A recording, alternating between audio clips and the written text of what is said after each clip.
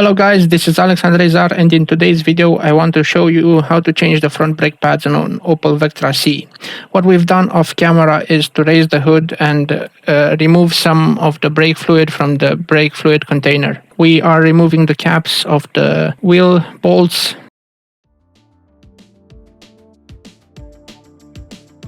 and using a 17mm deep socket we start unscrewing each bolt.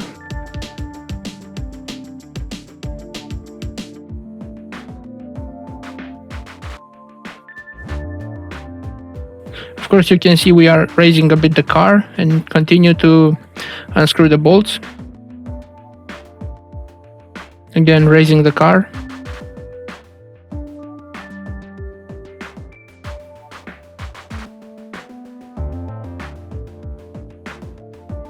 And we finish by unscrewing each bolt.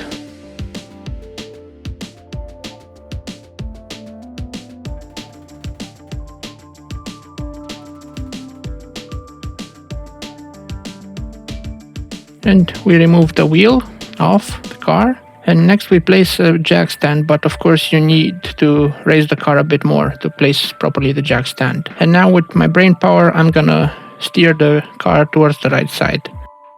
Magic.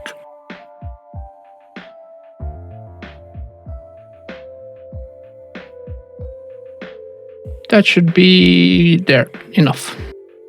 Using a pick tool, we take off the dust caps from the caliper slide pins, and the 7mm hex key is used in order to unscrew the bolts from the caliper carrier.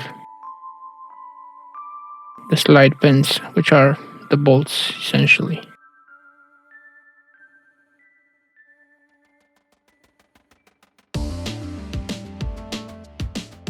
First one is undone and we fish it out. We do the same for the second one. But until then, we need to take off the safety clip. An extra pair of hands is needed because the safety clip is a bit, well, it's not easy to take off. As you can see, it has some prongs on the centerpiece, and those prongs go into the caliper itself. You need to press against the clip and you'll figure it out. And now, using a flathead screwdriver, we're compressing the piston a bit. This will make it easier to remove it from the caliper carrier. Now it's removal time, and of course we need to reveal the wear and tear which is on the brake pads. The exterior brake pad is very worn. As a side-by-side comparison, you can see that this is at the end of its life. The brake wear sensor was flashing on in the dashboard. And the inside brake pad, of course, itself is, well, it's worn as well. And on the bottom side, you see over there it has a channel from the brake disc, which is not very good.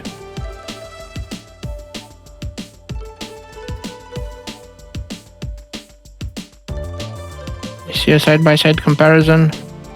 This inside brake pad has a lot of wear and tear. Good.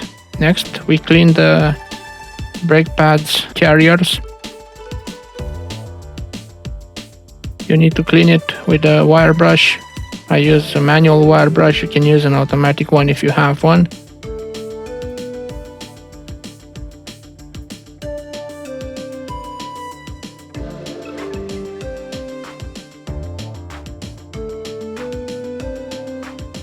So I've sped through the process, and right now we get some wire brush action on the slide pins as well. They need to be cleaned.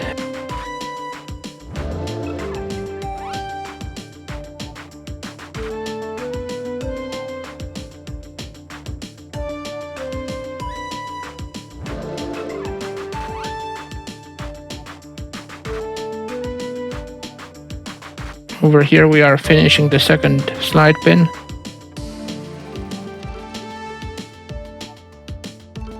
And right now we use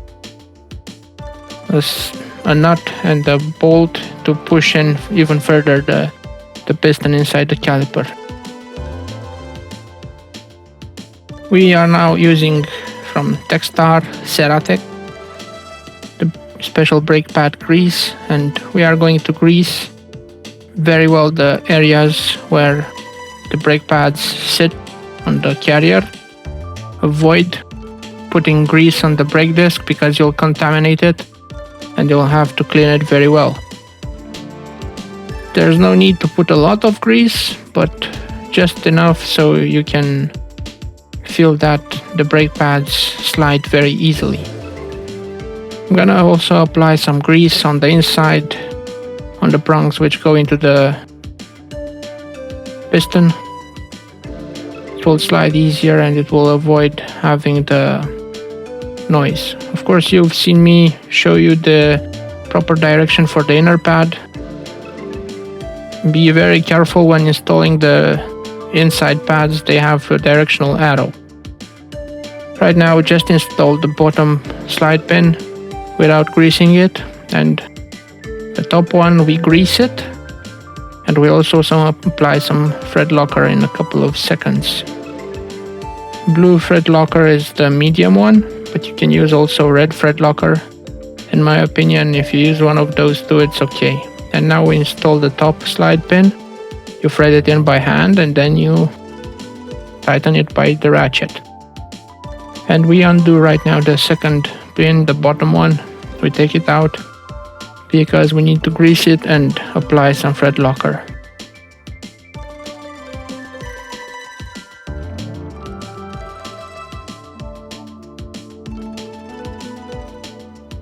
Do not apply grease or thread locker in excessive quantities, just a little bit is enough and it will be sufficient.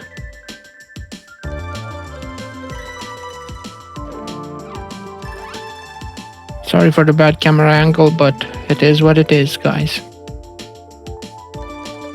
And now we can, after the screws have been tightened enough, we put back the dust caps on.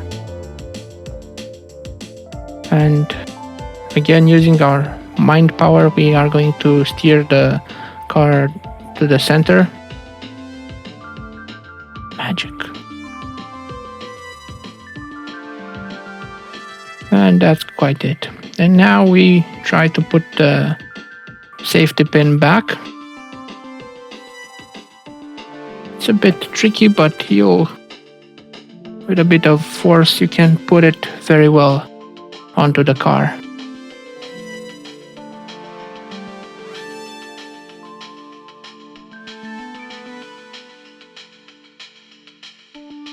Yep, it's nice and tight. And now off camera we've removed the jack stand and we installed the wheel. Top bolt goes in first, tighten it by hand. Second diagonal, then you go in a crisscross. You just tighten it by hand and it's just enough. Of course, this is a front wheel drive car and we can torque the bolts. We can torque the bolts with the car with the wheel in the air. The car is in first gear and we have a torque wrench. We set it at 110 Newton meters. And we hear it click, click, click, click 5 times, and then we put back the caps on to the bolts. Then we just lower the car. And last action is to top up with .4 brake fluid.